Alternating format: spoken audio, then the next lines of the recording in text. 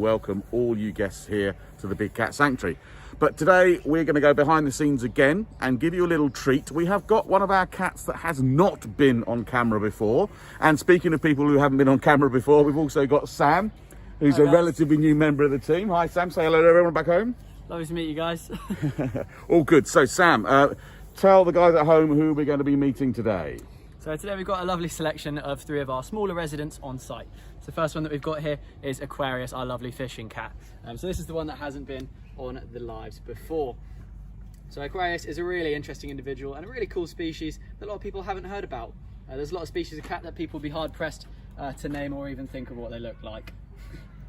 Yeah, so this is Fishy, as we know him here, a fishing cat. So obviously tell the guys at home maybe a little bit about the fishing cat as a species, where we might find them out in the world, Sam. So you'll generally be finding these guys in marshes and wetlands in South to Southeast Asia.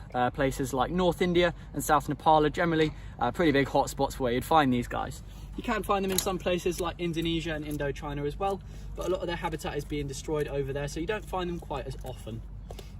Obviously fishing cat, you can see in this lovely bucket what I'm feeding him is actually some lovely chunks of fish today. In those sort of wetlands there is a lot of water and a lot of fish to be found as prey, so that's his favourite food probably.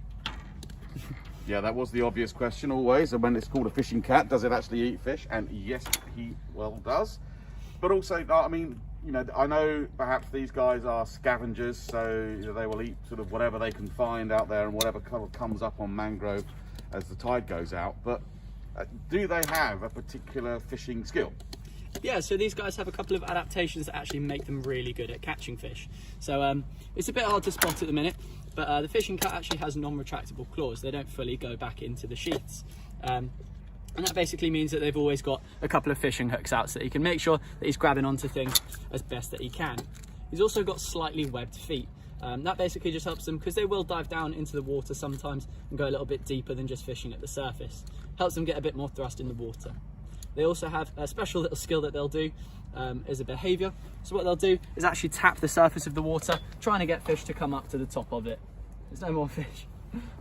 So actually really fishing for their food. Yeah, absolutely. When they're there. Amazing, absolutely amazing cat. Okay, and then a little bit about Aquarius himself. So sort of what's his little character about? People who come here may not see him very often because the enclosure's round the back here.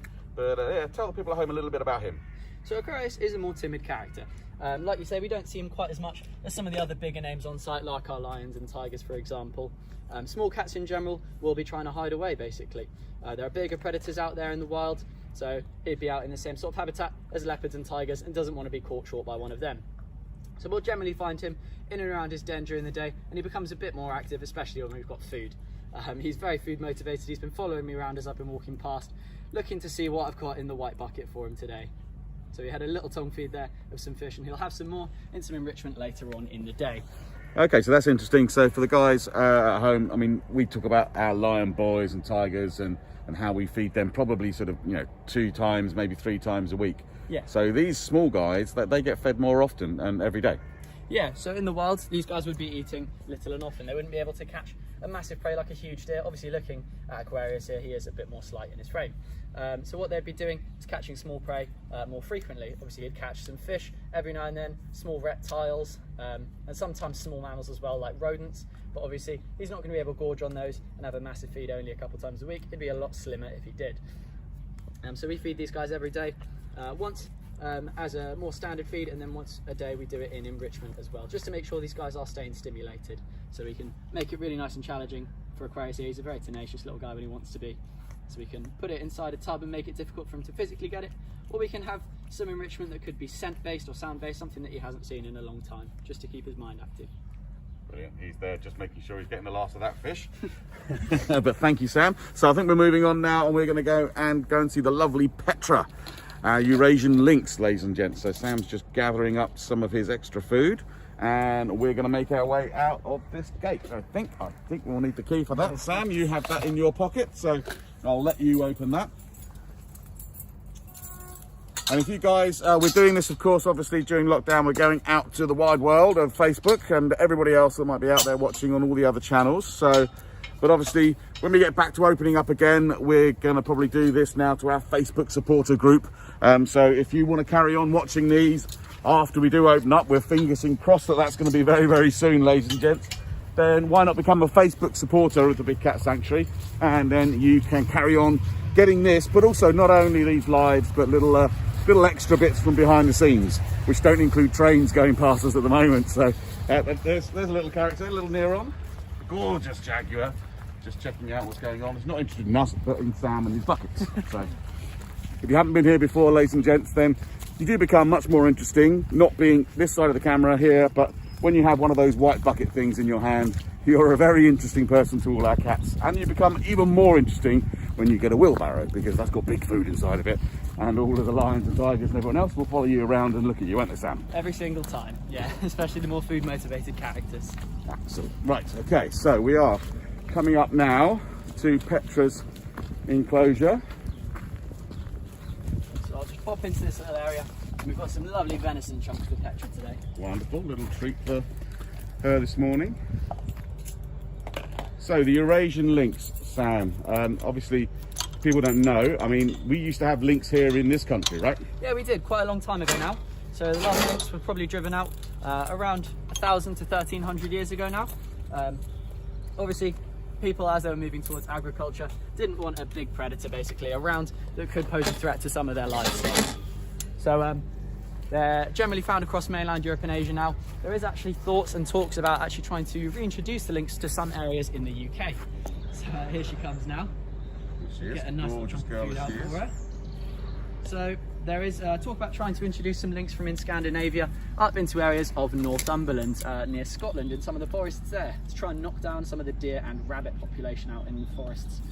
So that's interesting for people, maybe people don't know. I mean, obviously this is a predator going back into an environment like that. I mean, some people might say, is that a bad thing that they're going to get in there and kill some of the existing animals, or what's the balance that we're trying to find there? So because we don't have many native predators to the UK that are big enough to take down things like deer, they've actually become a little bit overrun. So introducing a predator like this can actually have a really good effect on the landscape and the environment there. So, and a good example of that is introducing the wolves over in Yellowstone National Park in America. It basically changed the landscape, sort of rejuvenated all the trees and the shrubs over there, just help them grow back a little bit more. So this would help to knock down some of the deer population over in the UK. There are some farmers understandably worried about them trying to take down livestock animals, like I mentioned earlier. There was actually a study done over in Europe and showed that a lynx would only kill a sheep every 2.5 years, so a lot longer than people expect. They wouldn't be going out on a rampage or anything like that. These lovely cats would be focusing more on the wild animals like the deer and rabbit. So we've actually got some venison chunks here for Petra today. We'll basically just do that to keep her diet nice and switched up and a bit more natural as well. We do give her venison and rabbit a couple times a week,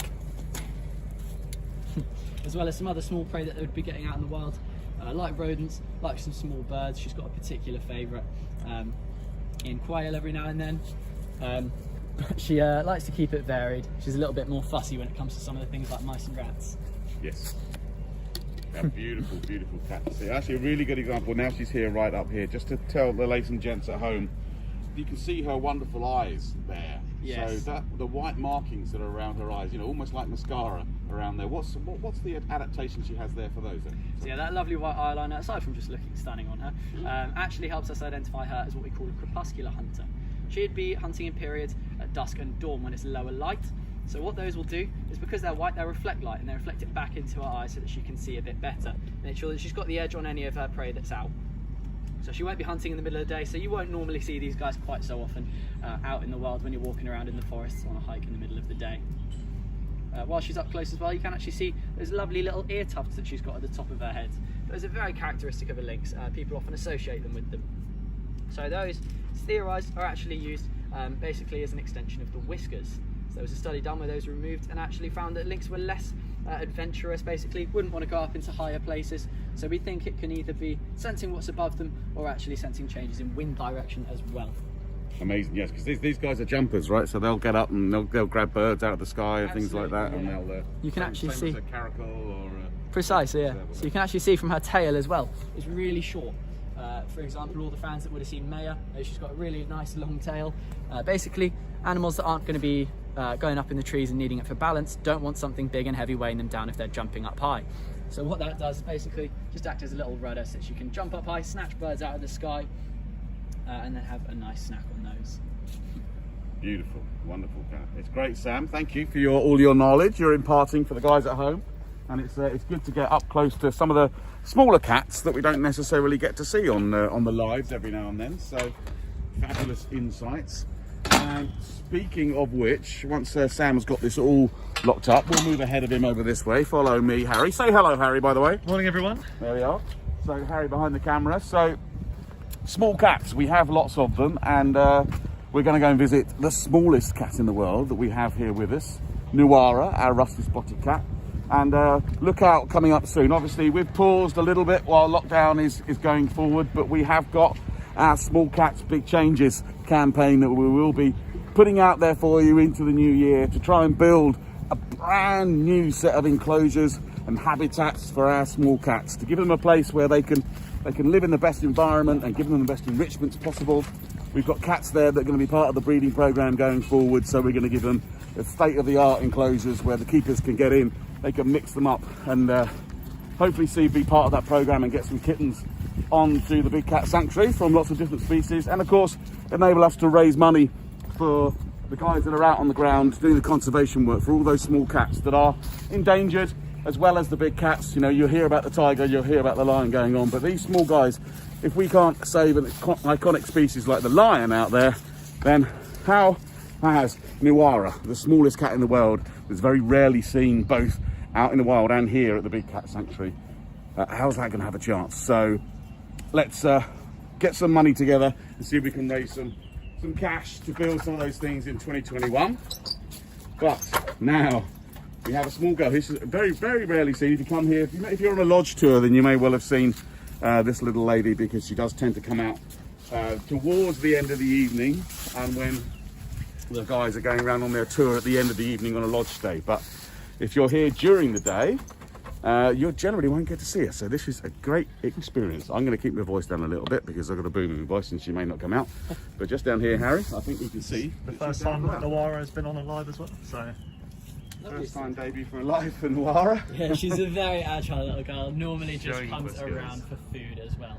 So Nuara here is Ashford Lankan rusty spotted cat, the smallest species of cat on the planet, but she's definitely got the biggest attitude, as you can see. Really loves her food. So she's got a massive attitude for her size. So rusty spotted cat are a cat species that not many people know about. Again, I mentioned over at the fishing cat as well. So they weren't really found and known so much about in education until around the 1970s. So one of our other keepers purchased a book in a second-hand store that was brought out in the 50s, and the rusty spotted cat actually wasn't featured whatsoever and not recognised as a species. Whereas now we know that there are two separate populations, one in India and one in Sri Lanka. So that's the one that we've got here. So these are classed as a near threatened species. It's quite hard to give an exact number of how many there are out in the wild, and that's because they're so small, found in very dense rainforests, and actually really arboreal as well. So they'll generally be up in some thick foliage, trying to hide from the bigger predators. So they'll have leopards, also the Sri Lankan sloth bear, for example, any other bigger predators they want to be hiding away from. So being nocturnal helps them avoid some of those that would be active in the periods of the day. So what Nuara's got here is a bit of quail today. So she'll get a mixed up diet as well, like some of the other small cats, including things like rodents that should be catching out in the wild. They do actually eat insects out in the wild. We tried that with Nuara. She was a bit more fussy with them. So they'd be catching things like small reptiles. Around here, isn't she? So Harry, if you can see, she's got her right in the back there. She's doing what small cats and other cats will do. Obviously, they've got a bit of food, so they've taken it away. And to eat, but she's back out of her She's tummy. basically just making sure that she's keeping a good hold of it and nothing bigger and stronger is coming to take it away from her. And you can actually see when you're up close there a few of those things that give her her name, the rusty spotted cat. She's got a few slightly darker markings on her, and those basically just act as camouflage. It's a bit hard to see. She might have seen when she was climbing up the mesh, but she has actually got a white belly with those same spots on them. So that difference is basically just helped them camouflage a bit better too. See if I can get her up there slightly. You can see that white belly with those beautiful spots on it. So basically, when bigger predators are looking up, they'll see a slightly lighter thing if they're looking up through the canopy than the dark spots, help them camouflage with the foliage around them. So yeah, Nuara here only weighs about 1.3 to 1.4 kilos. Their females can weigh as little as 900 grams though, so she is a bit larger than normal, and she is only around the size of a squirrel. So the males can get slightly bigger, but it's really not much. So there is breeding efforts being done for these guys as a near threatened species. Nuara isn't part of that breeding plan. I believe her sister was over at Parc des Félines in France. Now, even with this enclosure, this mesh is only 1 inch across. The babies would be too small to put in here because they'd be able to fit through that space. So these are a really, really tiny specimen. Amazing. Yeah, that puts us on to the sort of having that specialised habitat enclosure for each cat that we have. Exactly. You know, giving them something that is really specific to the species. So, yeah, perfect example of a small cat showing off her climbing skills and her eating skills. And the reason why we feed her with tongs, Sam? Because exactly, yeah. We'll do hand feeds with our other big cats. Obviously, if you come here on a big cat encounter or something else, then you may have had a chance to hand feed one of the big cats. But with the little Nuara, she is a feisty young lady, so hence the use of tongs. Exactly, yeah, we want to keep all our fingers. Amazing. Thanks so much, Sam. It's been great to see you and to see some other new debut cats on our live here today with Nuara and Aquarius, our fishing cat, and the great old Petra to see as well. So fantastic. Thanks, ladies and gentlemen, for tuning in and watching, and thanks for all your support that you're giving us, donations and buying those Christmas raffle tickets as well. That's fantastic, and that will give you the chance to be here with someone like Sam and me and our cats here at the Big Cat Sanctuary going live. So tune in next week, we'll be live again. But for now, ladies and gents, thank you so much for joining us, and we'll see you all soon. Take care.